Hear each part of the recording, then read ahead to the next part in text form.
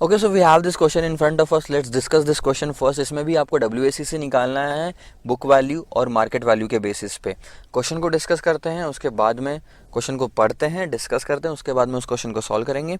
Determine the cost of capital of Best Luck Limited using the book value and market value weights from the following information. नीचे जो information दी है उसके हिसाब से आपको बुक वैल्यू के वेट्स और मार्केट वैल्यू के वेट्स यूज करके कॉस्ट ऑफ कैपिटल निकालनी है। Equity share, retain earning, preference shares, debentures, ये आपको दिए हुए हैं बुक वैल्यू और मार्केट वैल्यू के फॉर्म में। एडिशनल इन्फॉर्मेशन जो आपको दी हुई है वो है इक्विटी शेयर्स की प्राइस 130 रुपये है पर share and a new issue priced eight 125 पर share will be fully subscribed. Flotation cost 5 रुपये पर शेयर। 130 रुपये अभी है, लेकिन अगर कैपिटल लेना चाहो तो 125 रुपये में इशू करोगे। So what matters to you is 125, 130 आपके कोई काम की नहीं है। डिविडेंड पिछले 5 सालों में जो बांटा गया वो स्टेडिली इंक्रीज हो रहा है 10 रुपये 60 पैसे से 14 रुपये 19 पैसे पर शेयर में। मतलब पिछले 5 सालों में 10 रुपये 60 का 14 रुपये 19 पैसे हो गया। उसका ये बोलना है कि पिछले 5 सालों में 10 रुपये 60 से 14 रुपये 19 हो गया। इसका मतलब आपको ये क्यों दिया हुआ है पता है? ग्रोथ निकालने के लिए, कि आप ये दो वैल्यूज से पता लगा लो कि ग्रोथ कितनी हुई है। ठीक है। Dividend at the end of the current year is expected to be 15 per share. Current year के एंड में एक्सपेक्टेड है, यानी ये D1 है। प्रेफरेंस शेयर्स आपको 15% का दिया हुआ है, face value 100, market price 105। Debentures आपको दिया है, कंपनी प्रपोज करती है कि 11 साल का 15% कूपन रेट का डिबेंचर इश्यू करेगी, बट ये ध्यान दो, but the yield on debentures of similar maturity, same maturity वाला और एक डिबेंचर मार्केट में अवेलेबल है। मैं जो डिबेंचर इशू करने वाला हूँ वो 11 साल का होगा। मैं जो डिबेंचर वो इशू करने वाला हूँ वो 100 रुपये की फेस वैल्यू वाला होगा, उस पर 15% कूपन रेट लगेगा।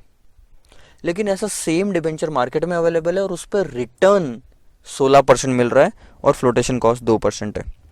टैक्स रेट 35% और ignore dividend tax. What you have to calculate is weighted average cost of capital. लेकिन आपको पता है डब्ल्यूएसीसी निकालने से पहले आपको इंडिविजुअल हर एक आइटम की कॉस्ट ऑफ कैपिटल निकालना जरूरी है। So let's first capital individual WACC sorry individual cost of each capital.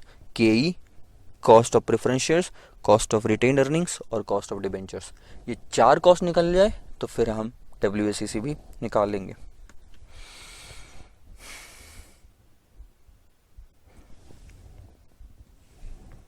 Partition कर दिया।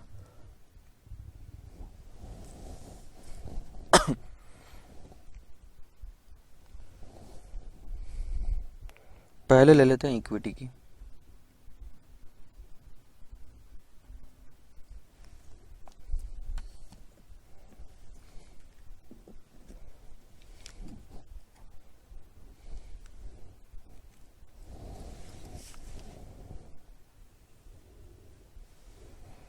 इक्विटी में जब आप कॉस्ट निकालते हो तो आपका formula dividend price approach use करना पड़ेगा। यहाँ पे K is equal to D1 divided by flotation cost है क्या इसमें? हाँ, market price minus flotation cost plus growth. आपके पास मार्केट प्राइस दी हुई है 125, फ्लोटेशन कॉस्ट 5 और ग्रोथ रेट निकालना पड़ेगा। डिविडेंड 15 रुपये दिया हुआ है। बस आपको जो निकालना है वो है ग्रोथ रेट। ग्रोथ रेट पहले निकाल लेते हैं। अच्छा, ग्रोथ रेट कैसे निकालोगे? टाइम वैल्यू ऑफ मनी वाला कंसेप्ट याद करो। अगर ग्रोथ रेट निकालने के लिए आपको क्या दिया है कि पिछले 5 सालों में 10 रुपये 60 पैसे से वो 14 रुपये 19 पैसे हो गया पिछले 5 सालों में। ठीक है। सो एक तरह से देखा जाए तो 10 रुपये 60 पैसे मान लो कि प्रिंसिपल वैल्यू है। 5 साल बाद वो हो गया 14 रुपये 19 पैसे। तो आपको निकालना है कि क्या रेट है जिससे 10 रुपये 60 पैसे 14 रुपये 19 पैसे हुआ। अच्छा, अगर मैं आपको टाइम वैल्यू ऑफ मनी का सिंपल सा क्वेश्चन बोलूँ कि आपका रेट ऑफ इंटरेस्ट मान लो पर्टिकुलर है 10% और 10 रुपये 60 पैसे आपने इन्वेस्ट किया, तो 5 साल बाद वैल्यू कितनी, ये तो निकाल सकते हो। कौन सा फॉर्मूला है वो? कंपाउंड अमाउंट वाला। So compound amount is equal to principal in bracket 1 + r⁴n, ये फॉर्मूला हुआ करता था। ठीक है, जिसमें आपकी कंपाउंड अमाउंट क्वेश्चन में दी हुई है 14 रुपये 19 पैसे, प्रिंसिपल 10 रुपये 60 पैसे, ये रेट ऑफ इंटरेस्ट आपको निकालना है और एन यानी टाइम दिया हुआ है 5 साल, एन लो या टी लो कुछ भी लो, 5 साल का। ठीक है, तो अब मैं दो आइटम एक साथ कैलकुलेशन करता हूँ। ये 10 रुपये 60 पैसे ये साइड में भेजता हूँ तो वो डिवाइड में आ जाएगा, तो आपका 14.19 डिवाइडेड बाय 10 रुपये 60 पैसे, ये आएगा 1.3387। और ये 5 को भी मैं इधर भेज देता हूँ तो ये आएगा 1/5, तो ये बच जाता है आपका 1+r। ठीक है, अब आपको सिर्फ ये वाला इक्वेशन सॉल्व करने की ज़रूरत है। कैसे सॉल्व होगा ये मैं आपको अब बताता हूँ। जब भी कोई भी फिगर दी रहती है और उसका टू द पावर कुछ होता है तो उसका आंसर कैसे निकाला जाता है, सिर्फ कैलकुलेटर पे कुछ भी हो, कोई एक फिगर है ब्रैकेट में, उसके ऊपर में टू द पावर कुछ है, जैसे यहाँ पे 1.3387 है, टू द पावर 1/5 है, तो कैलकुलेटर पे कैसे निकालना मैं बताता हूँ। सबसे पहले कैलकुलेटर पे वो फिगर रखो 1.3387, उसके बाद में पहली स्टेप आपको जो करनी है वो है स्क्वायर रूट का बटन दबाना है आपको 12 टाइम्स। तो मैं आपको स्क्वायर रूट का बटन दबाता हूँ, 1.3387 रख लिया, उसके बाद स्क्वायर रूट का बटन 12 बार दबाना है, 1 2 3 4 5 6 7 8 9 10 11 12, बस 12वीं बार जैसे ही दबाया वैसे का वैसा रहने दो, इक्वल टू माइनस प्लस कुछ नहीं दबाना। अब -1, यही दो बटन दबाना, -1, तो कैलकुलेटर पे 1 ही दिखेगा। अब डिवाइडेड बाय जो भी इधर में है 1/5 है ना, तो 5, ध्यान दो ये टू द पावर 1/5 है इसलिए डिवाइडेड बाय 5 किया। अगर टू द पावर 5 ही होता तो मैं मल्टीप्लाइड बाय 5 करता। चलो डिवाइडेड बाय 5 हो गया, +1। उसके बाद में इनटू वाला साइन दबाऊंगा, फिर इक्वल टू वाला दबाऊंगा, फिर इनटू दबाऊंगा, फिर इक्वल टू दबाऊंगा, फिर इनटू दबाऊंगा, फिर इक्वल टू दबाऊंगा 12 बार। इनटू इक्वल टू 1 2 3 4 5 6 7 8 9 10 11 12, सो ये आता है मेरा आंसर 1.060, 1 ले लो या 0 ले लो। So this is nothing but 1.06 is equal to 1+r, और ये r आ गया आपका 6%, यानी कि ये और कुछ नहीं आपकी ग्रोथ रेट है 0.06, 18.5% आपका कॉस्ट ऑफ इक्विटी आ गया। ये वाली प्रोसीजर स्टैंडर्ड प्रोसीजर है। आप एक काम करो, आपको अगर क्रॉस चेक करना है कि इससे आंसर सही आता कि नहीं आता, मैं आपको सजेस्ट करूँगा आप 2 to the power 2 का आंसर ऐसे निकाल के देखो।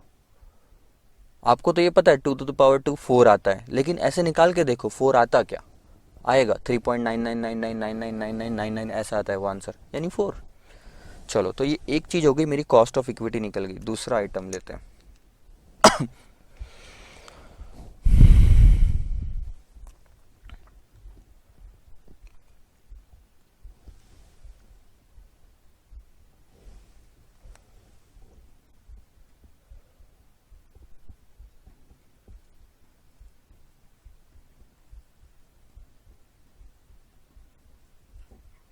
रिटेन्ड अर्निंग्स की कॉस्ट निकालना है।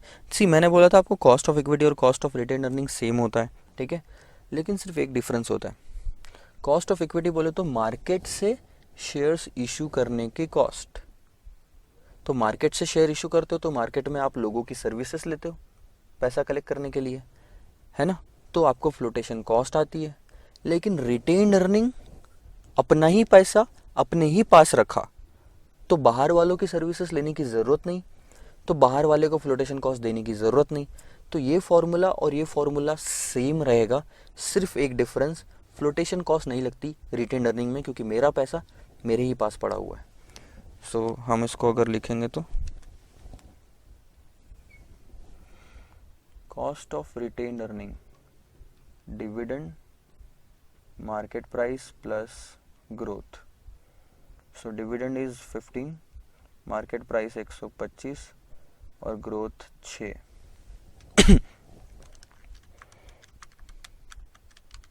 ये आता है 8। सॉरी 18%, ये आपका second answer.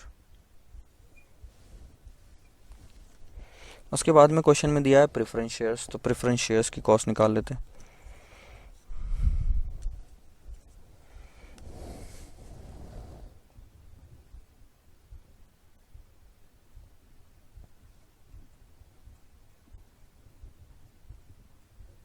Preference shares redeemable है इरिडीमेबल है?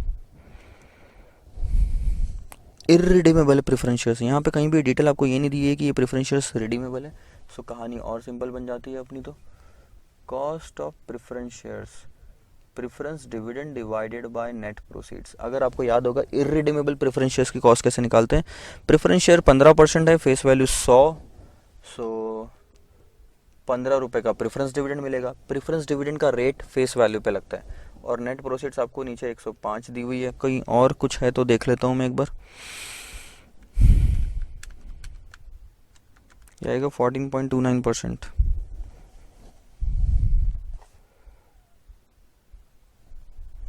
और कुछ नहीं है आपको।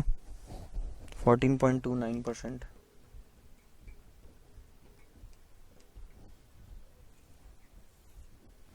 अब आते हैं फोर्थ आइटम के पास।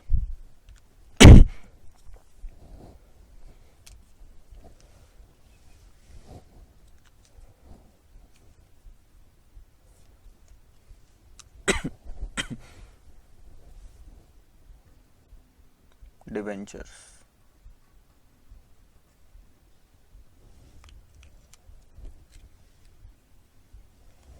डिबेंचर की कॉस्ट में आपको दिख रहा है यहाँ पे कि ये 11 साल में रिडीम होगा।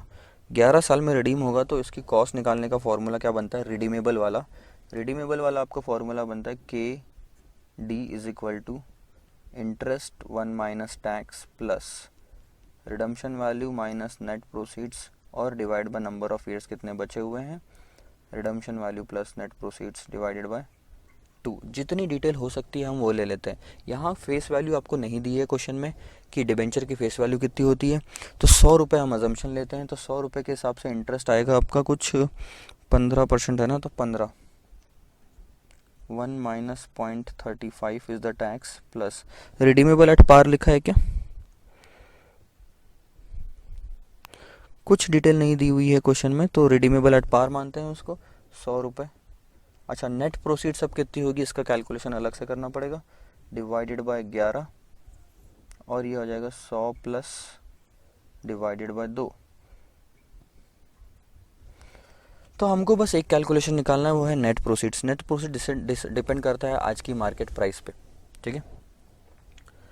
मार्केट प्राइस नहीं दी हुई है, लेकिन एक इन्फॉर्मेशन और दी हुई है कि एक डिबेंचर मार्केट में ऐसा है जिस पे इन्वेस्टमेंट करो तो 15 रुपये मिलते।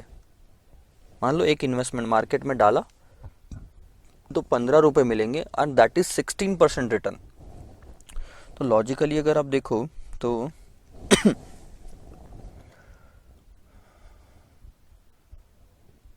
मैं ऐसे लिख सकता हूँ उसको कि रिटर्न यील्ड कैसे निकालेंगे, यील्ड इज नथिंग बट जो भी आपको इंटरेस्ट मिल रहा डिवाइडेड बाय मार्केट प्राइस।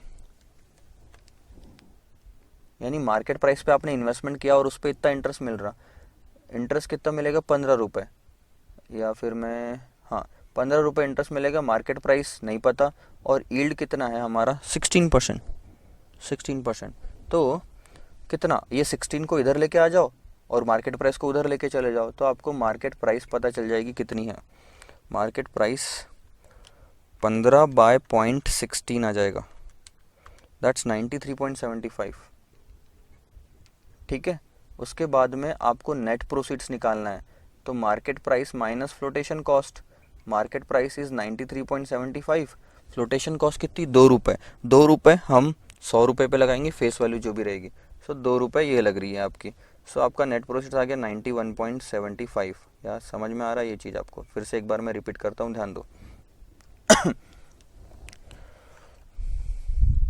आपने अगर 100 रुपये डाला और उस पर 12 रुपये मिले तो परसेंटेज कितना होता है, 12 बाय 100, 12%। 12 यानी इंटरेस्ट, मार्केट प्राइस यानी 100, तो आंसर कितना आना चाहिए 12%।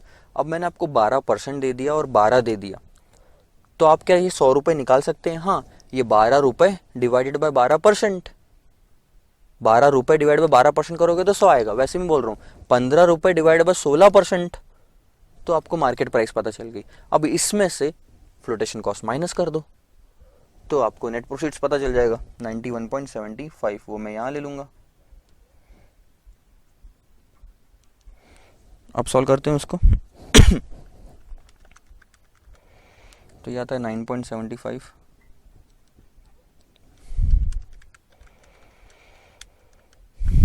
ये आता है 0.75,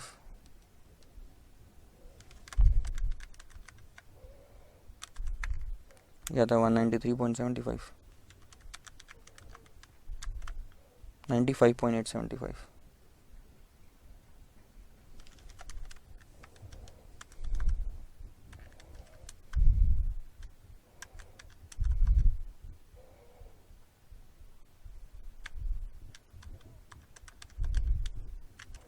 %10.95%।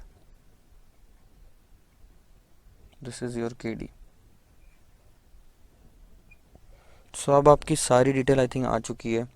आपका कॉस्ट ऑफ इक्विटी आ गया, cost of retention earning, cost of preference shares और कॉस्ट ऑफ डिबेंचर, ये एक बार की सारी डिटेल आ गई। Let's calculate WACC now.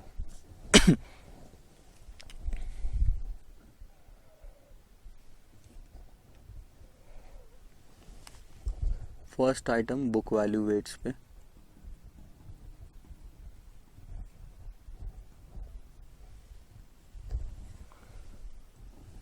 आपका सोर्स ऑफ कैपिटल क्या है, आपकी अमाउंट क्या है कैपिटल की, पूरे में लिखा हुआ है, ठीक है। आपका वेट क्या होगा, कॉस्ट क्या होगी, और वेट इनटू कॉस्ट क्या होगा। सोर्स है अपने पास में 4, इक्विटी, रिटेन, प्रेफरेंस और डिबेंचर।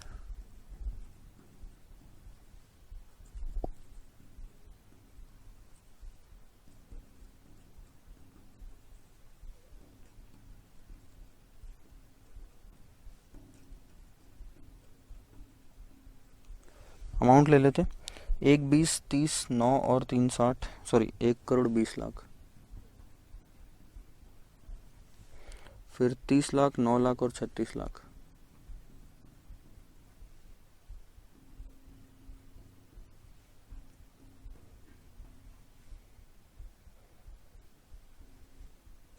टोटल नहीं निकाल के दिए, हम निकाल लेते हैं, कोई दिक्कत नहीं। 195 lakhs। अब इसके बेसिस पे हमारे वेट्स निकल जाएंगे। 0.6154,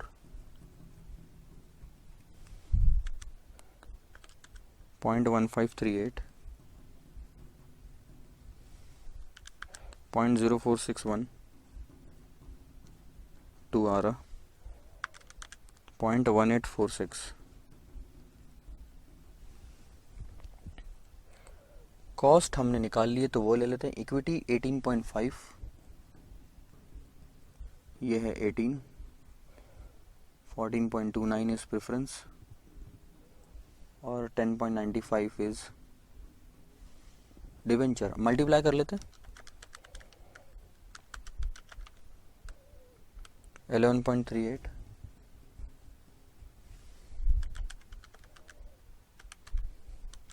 2.77,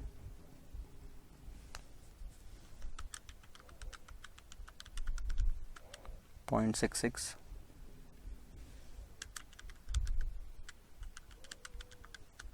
2.02, 16.83%। या एक बार मैं इनकी टोटल कर लेता हूँ।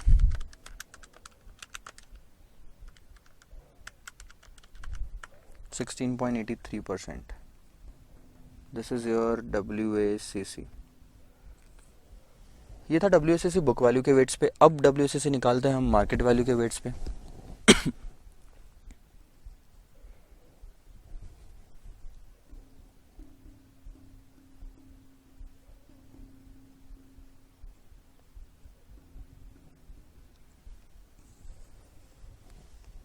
सेम आपका टेबल बनेगा, सोर्स, अमाउंट, वेट, कॉस्ट और वेट इनटू कॉस्ट, इक्विटी। अच्छा अब देखो, एक दिक्कत है, जो मार्केट में वैल्यूज होती है उसमें इक्विटी रिटेन नहीं होता। मार्केट में जो वैल्यू दी है वो उसमें इक्विटी की वैल्यू इंक्लूडेड होती है, उसमें रिटेन्ड अर्निंग्स भी इंक्लूडेड होती है। रिटेन्ड अर्निंग्स अलग से सिर्फ बुक्स में दिखता है, लेकिन मार्केट में एक ही वैल्यू में इक्विटी और रिटेन दिखता है। तो ये जो 2 करोड़ रुपए दिया हुआ है इसमें दोनों वैल्यूज इंक्लूडेड होती है। ये 2 करोड़ की मार्केट की इक्विटी मतलब बुक का इक्विटी और रिटेन, ध्यान दो, 2 करोड़ की मार्केट की इक्विटी का मतलब बुक्स का इक्विटी और रिटेन दोनों। तो हमारे पास में एक ऑप्शन ये बचता है कि ये 2 करोड़ का हम उसके प्रोपोर्शन में डिवाइड कर दें। क्या है proportion? 120 lakh equity, 30 lakh retention, total कितना? 150 लाख। 150 लाख में 120 लाख कितना परसेंटेज होता है? 80% आई थिंक। हाँ, तो 80% क्या है? इक्विटी। 20% क्या है? रिटेन्ड। तो हम क्या करेंगे, 2 करोड़ को 80 और 20 में डिवाइड कर देते हैं, सबसे बेस्ट। इक्विटी, क्योंकि हमको तो सिर्फ वेट्स निकालने हैं ना, तो हमने क्या किया,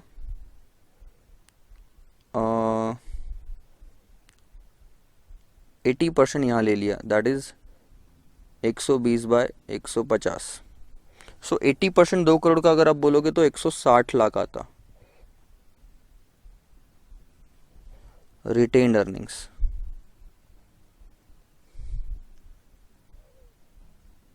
इसको मैं लिख लेता हूँ 20%, 30/150, ये बचा कुचा 40 लाख रुपए। अब उसके बाद आता है प्रेफरेंस।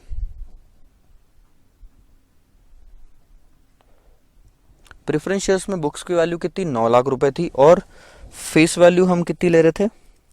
100 रुपए। सो देखो, 9 लाख ये हो गया जो 100 रुपए पे है, तो 90,000 sorry 9,000 number of preference shares, 9,000 into market में प्राइस कितनी चल रही है? 105, है ना? 100, अरे यहाँ तो दिया हुआ है, सॉरी, इसमें निकालने की आपको ज़रूरत नहीं है, जो क्वेश्चन में दिया है वही लो। ये मैं गलत कर रहा हूँ, यहाँ पे 10,40,000 दिया हुआ है और डिबेंचर,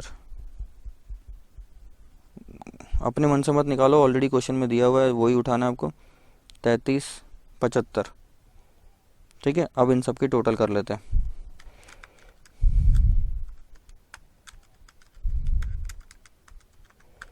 यह आता 244,15,000, 2,44,15,000 रुपये, 1,95,00,000 रुपीज़। अब हम क्या करेंगे, इंटू 160, तो ये वेट निकालेंगे 0.6553, 40.1638, 10.40, 0.0426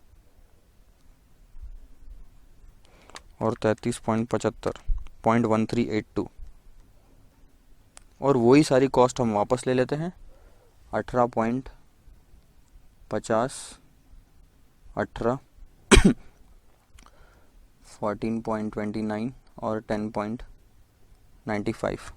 let's do the calculation, multiplication करते, 18.50 इंटू 0.6553, 12.12, 18 इंटू 0.1638, 2.94, 0.60 या 0.61,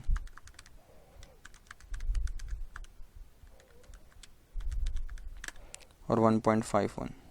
अब इन सब की total will be your WACC,